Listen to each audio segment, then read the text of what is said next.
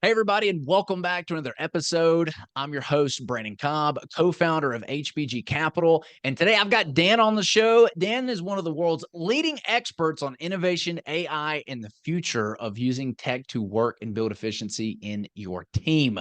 He worked at Google, McKinsey. He built, led, and reinvented the teams who built products for over 1 billion customers and literally changed the world. Now he helps teams to harness the power of technology so they can learn faster, collaborate quicker, create autonomy, and create an exponential impact that they'll need for decades ahead. I'm secretly going to ask them a bunch of questions today about like our business and like what these super powerful AI apps are and how we can use those. But before we do, Jan, welcome to the show. Thanks so much, Brandon. I appreciate the kind words. I'm looking forward to the conversation today. I appreciate you having me on. And I'm looking forward to seeing where the conversation meanders. There's some exciting stuff going on this year. Yes, everybody seems to want to know what is the latest and greatest AI? How can you use it? So I want to definitely pick your brain about that. Before we jump into the meat, the meat of everything, the meat and potatoes, what's your story? How did you get to do what you're doing today? Yeah, my story is a fairly simple one. I just happen to be the exact right age to have started my corporate career the year before we got PCs. So I started working at this marketing services company in 1992. And when I got there, we didn't have PCs. There was no internet. There was no Windows, none of that. It was just mainframe computers, the one computer in the basement somewhere, and all of us had a keyboard and a monitor, and that was it on our desk. And then shortly after I got there, we got this crate of PCs and just put them on everyone's desk. And that no one knew what to do with them. We didn't know what software to get. We didn't know how to use Windows, how the menus worked, where to get help. There were no books yet. All those things made getting PCs hard in 1993. And but PCs were interesting to me, and I knew just as much about PCs as I did about mainframes, so I might as well learn the new one that I could buy at my house. And I figured PCs out and I helped my team. We figured out what software to buy. We helped reinvent the way we did work with the power of a PC on our desk. And it was, one of those old PCs. I think it had like a 10 megabyte hard drive, literally, which is very small. And I, you know, I helped my team figure out how to use this piece of technology. And then it happened 5 more times. Like a few years later, we got the internet, and now we had browsers, and no one knew what browsers were, how to find web pages. And so I helped them figure that out.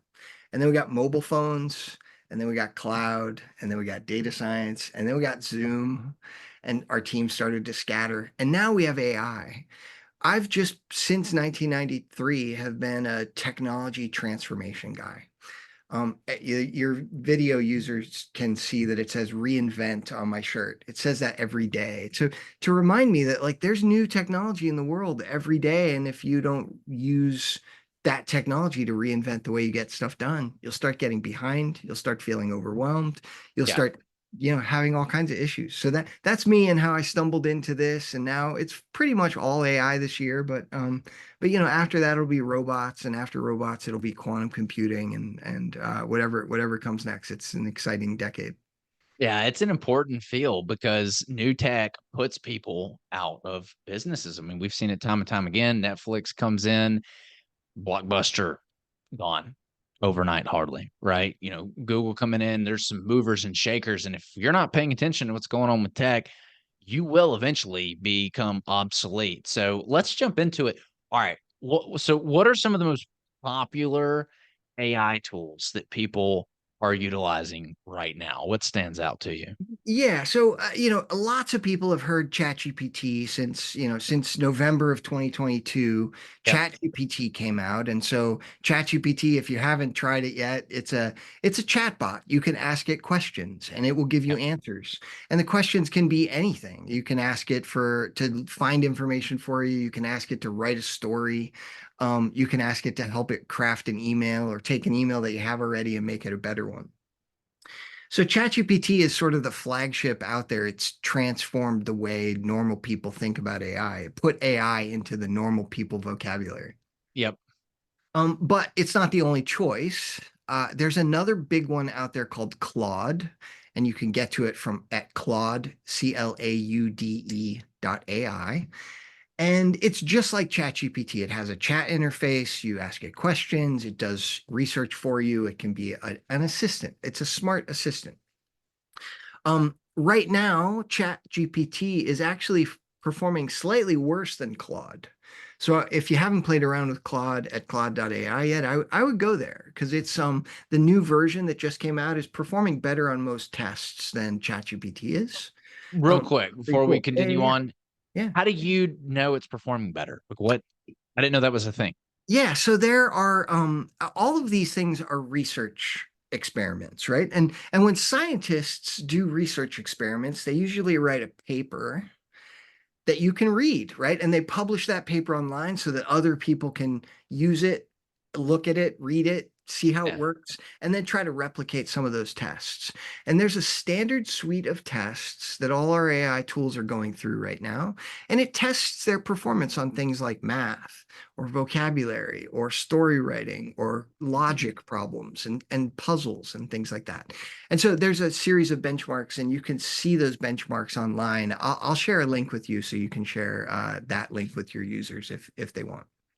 Cool. Thanks for explaining that. Okay. Other popular AI tools that people are Yeah, using.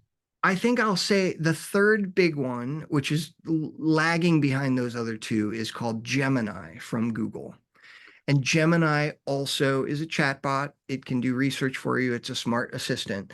But it's called Gemini because it does images and text together in one model. And most of them don't do that. You can ask it text questions or you can ask for a picture, but you can't do both at the same time. Or if you do, it's kind of clunky. And what Google is banking on is the fact that we're all going to want to hold our phone up to the world and say, what is that a picture of? And we're going to mix the picture that our phone sees with the text that our voice says. And Gemini is probably going to be best at that. And if you have an Android phone, you can probably already start to see some of that happening.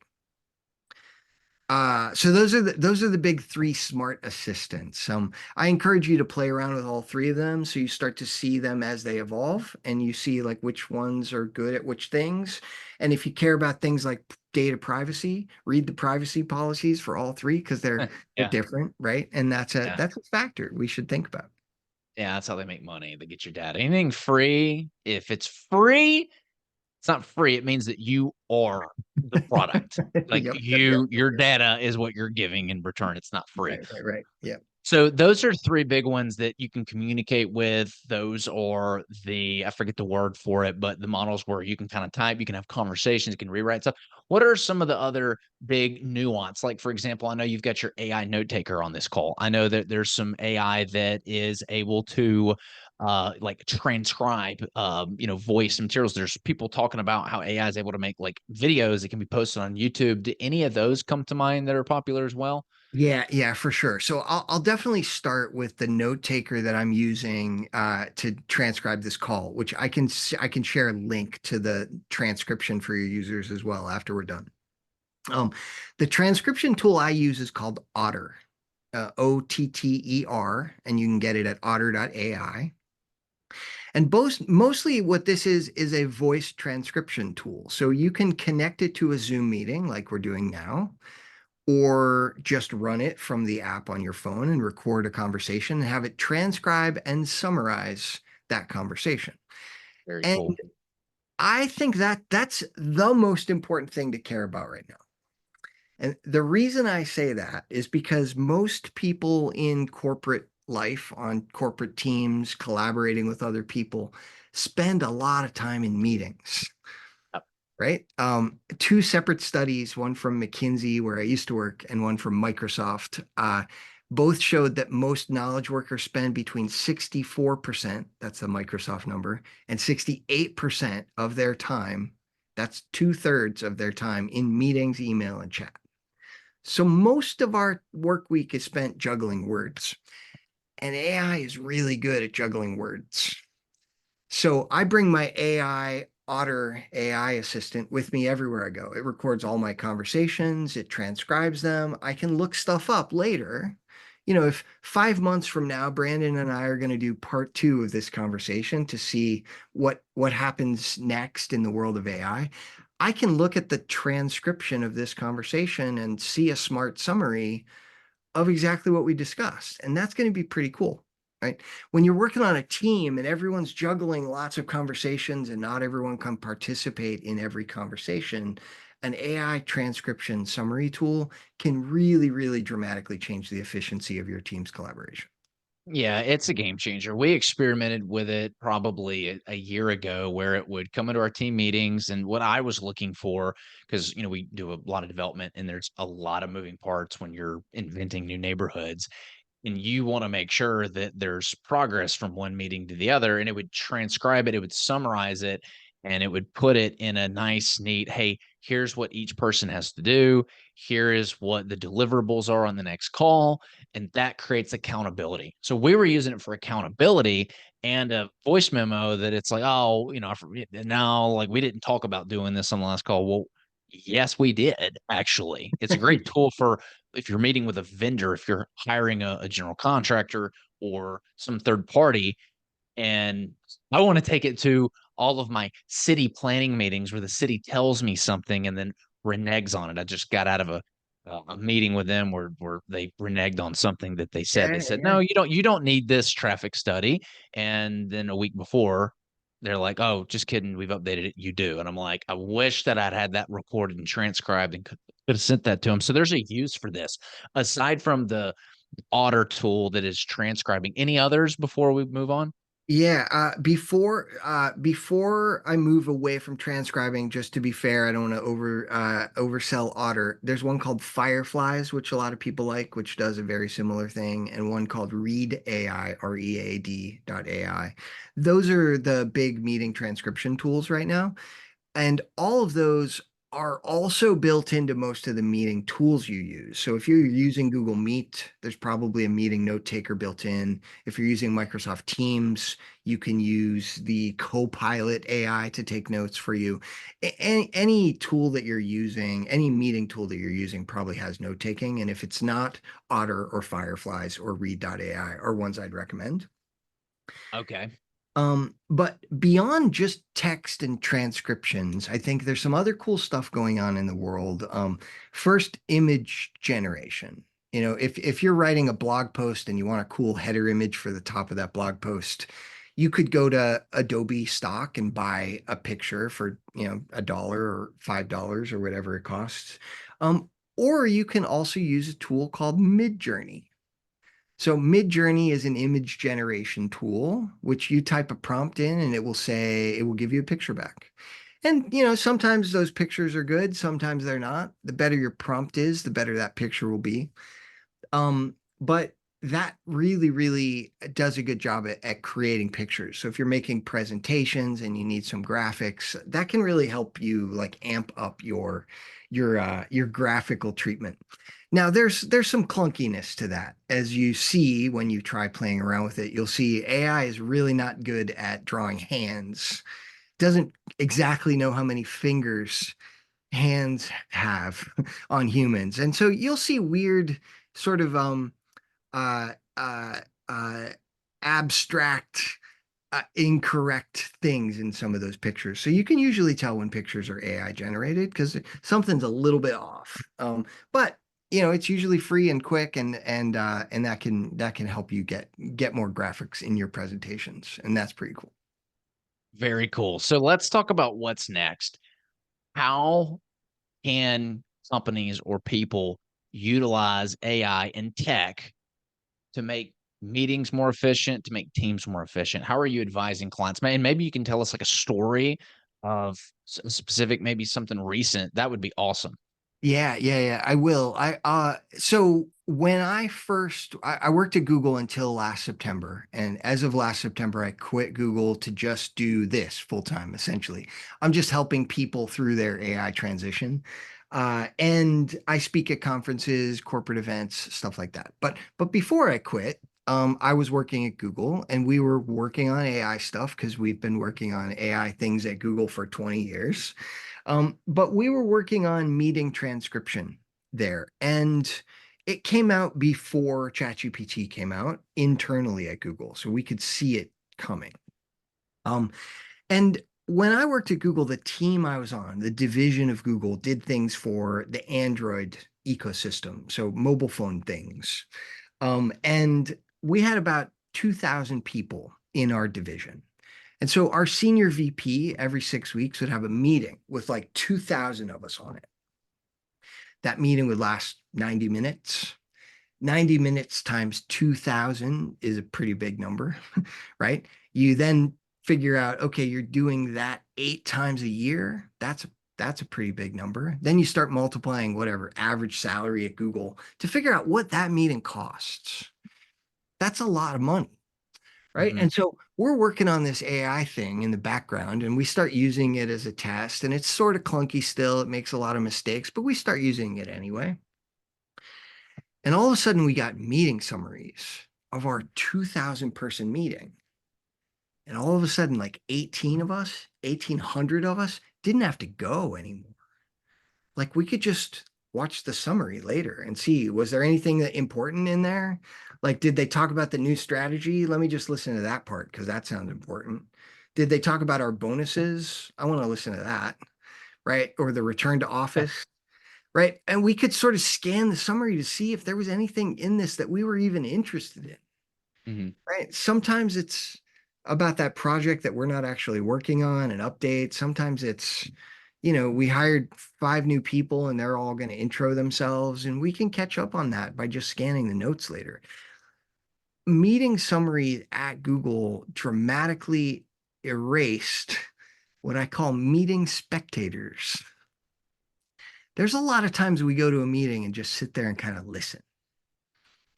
And that's a waste of people's day. Now, you need the information, but that doesn't mean you have to listen to it all live.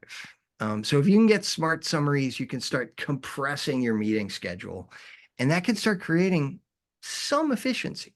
It's maybe not 50%. You're not going to stop going to all your meetings, but if you could cut 3 or 4 or 5 meetings a week, that starts to create, 2.5 or 5 hours of week of time that you didn't have before. That's like 10%.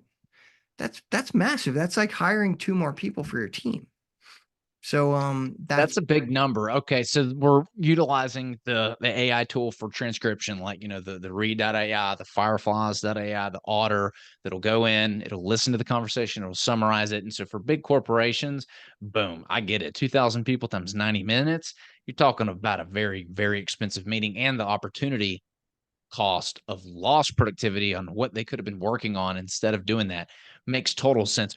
What about some of the other tools that are not like, or before, but let's before we go there, what are some other ways that you're advising clients to utilize these transcription type AIs, these recording AIs to be more efficient? Because I want to make sure that the way I think I want this conversation to go, I want to talk about the transcription stuff, and let's pull all of the value out of that AI tool. And then let's move on to like the next AI tool and how people are going. And that's what I think the audience wants to listen to.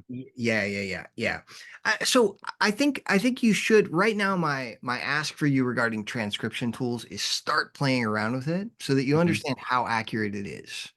Right? Depending on which tool you're using, you might see that it doesn't exactly understand some of your acronyms. mhm. So when you say, I don't know, ADT, right? And you're talking about like the security software, it doesn't understand what you're describing, and it misses that word completely. You'll start to see some things like that. So my request with transcription software is just start using it and watch it Mhm. evolve so that you understand, like, when that one day when you cross the threshold and you say, I trust this now, I don't need to go to that meeting anymore. I want Yeah. you to know when that day happens, right? So that's my only real ask there on transcription software. I want to ask you this. So we Mhm. experimented with Otter. I know Yep. it was Fireflies. I'm sure it was Fireflies that AI. We had it listening into the weekly team meetings. And what I was hoping that it would do was create some like accountability. And Mm, so what's neat about like these congressional hearings, or when you have, like, let's say you're trying to get a development push through, there's like a scribe there that's literally taking down the minutes, which mm, they're writing down everything says, so that they can go back at some point in time, if there's a discrepancy, and be like, nope, here it is. You said this, or no, you didn't say that. So you can't have any of that. I was hoping that it would do that for the meeting, and it just missed some stuff. It wasn't quite there yet. I'm sure it's improved a lot over the last year since we were utilizing it. But are you seeing ways that small businesses, large businesses can use this tool to create accountability? Because that's what I was trying to do with it. Right. So sometimes accountability is a problem solving exercise, right? Sometimes you're like, hey, this person said this thing on one day and they said this other thing on the other day. I don't know which thing is right or if they did either of them, right? AI's job is not going to be figure out what the right thing is or make sure they did it later. AI is not a problem solving tool, but what it can do is give you the information that you need in order to be the problem solving leader, Okay. right? AI is not going to be the leader of your team for you. And we don't actually want that anyway. Most of us that are leaders and want to keep being leaders, right? But what it will do is put the information in front of you that you need to make the right decisions about accountability. And on the other side, too, the person that's trying to do the work, right? As you saw in your otter test, you get a list of action items, right? In your note take, you get the thing that says, hey, Dan said he was going to send Brandon the link to this AI summary after we were done. My note taker is going to say that. And if I don't do it, I can see very clearly that I said I was going to say that and I didn't do it. Right. So the accountability isn't managed or enforced at all by AI because it doesn't know, like, you might have more important things to do that are higher priority and it can't tell. But what it Yeah. will do is make it clear what everybody said. Does that make sense? Because it picks up, it knows different people's voices. Yeah, yeah, That is yeah. very clear. It knows like Michael's Michael and Chris is Chris and Brandon's Brandon. And so for me, it was like Googling, like, what did Michael say? Like, summarize everything Michael said, or show me only Michael's transcripts. Like, you can do that to go and create the accountability. Okay, cool. So I feel like the transcribed stuff is done. What about the other tools? How are you advising clients to make more efficient teams with the chat GBTs, the Geminis, and the clouds? Yeah, yeah. So I think the first thing on the transcription tool, that's about like making listening more efficient so that you don't have to listen in real time quite as much, right? But outside of listening, there's a lot of language stuff that we do on Teams. And the big one is we write new things, right? We send emails, we write blog posts, we write reports, write project documents.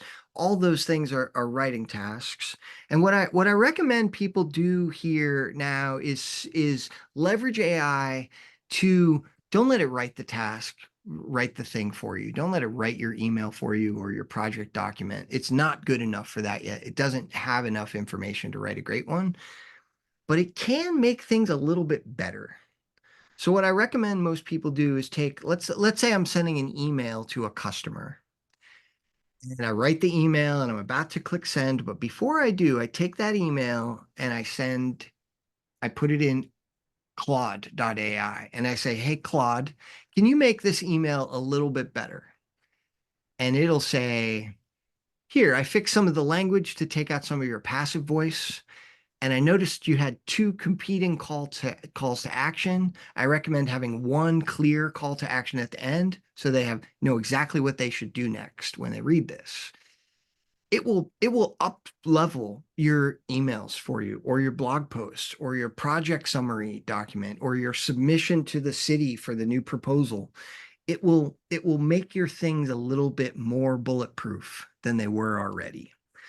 It's not quite good enough to write it all the way for you because it doesn't know what's in your head. It doesn't know what you want, but it is good enough to make it a little bit better. So use it like an assistant, right? That's just nudging you to a slightly better place than you would have gotten on your own. So the way I'm kind of visualizing this, like, let's just kind of stick to the email context here or a text message. If I'm a sales rep and I'm trying to get somebody to do something and I've got an idea of what I need to say, I can put it in there and say, hey, look, write this in a way where it's more influential.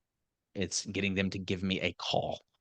Or if I'm writing an email where I may be asking for something, but I need to be like respectful. Like I need to ask, but it needs to be cordial. I don't need it to come off as me like demanding something. Like I need something, but I can't demand it. You could say, "Hey, write this in a way that it comes off respectful, like a respectful request." Am I hearing that right? Yeah, 100%. That if you're not doing that, it's like writing a document and ignoring all the spell check squiggles, right? Yeah. AI in your email and in your Word docs is just the new spell check, right? It's just going to nudge you a little bit to a slightly better place. It'll fix some of your mistakes. It'll find the fact that you said attachment and forgot to attach a document. Like, right, those things are the common slip ups that we all make day to day. And so AI as an assistant for you can help up level your like your tone of voice, like you were just saying in your example, or it can improve the callbacks that you get or the call to action clicks or whatever. And that will work in email, it will work in social posts. If you're about to post on LinkedIn and you want to make it a little bit better, it'll help you do those things. And it's great at that stuff because there's a lot of examples of those things in the world. So, what's next? Paint the picture for us. Maybe it's a current client. I love stories. Maybe tell a story of a client that you've worked with and they're doing a really good job of utilizing a lot of the tech and resources available. What do you think is next for us? What does the future of using tech and AI to work together as a team look like? Yeah, I think this changes a lot depending on what kind of team you're part of, because a lot of teams are not like global teams with people from 5 different countries all participating, working in different time zones. But some teams are. Um, the thing that blows people's minds the most when I show it to them is I can instantly translate my video, me talking in words in English, to 50 other languages.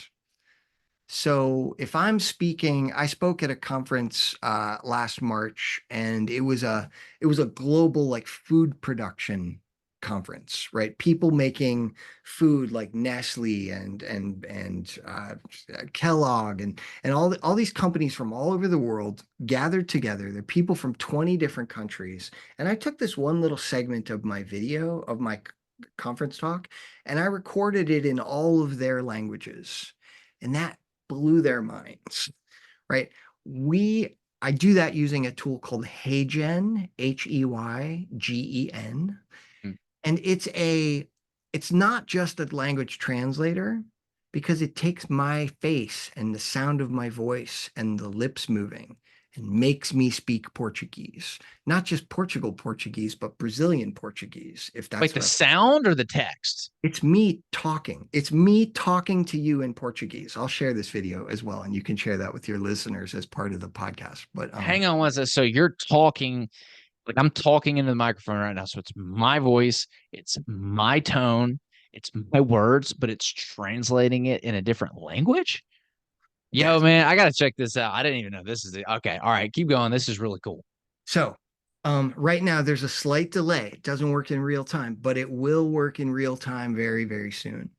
So right now, if I take this recording of our half-hour conversation and upload it, I can then put it out there in the world, and it's me and you speaking in Chinese or me and you speaking in Italian, It's gonna be whatever. huge for international relations and business. Huge. Like I know we Right, buy a lot of product from China and Turkey, and the language barrier is a real thing if they can't right, speak right, right. English. Yeah, So yeah. that's huge.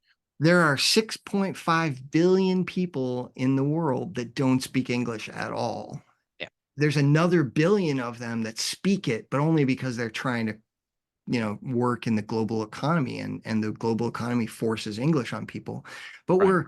we're almost at the point where there will just be a toggle in the top corner of our software that says, I just want to hear everything in Italian.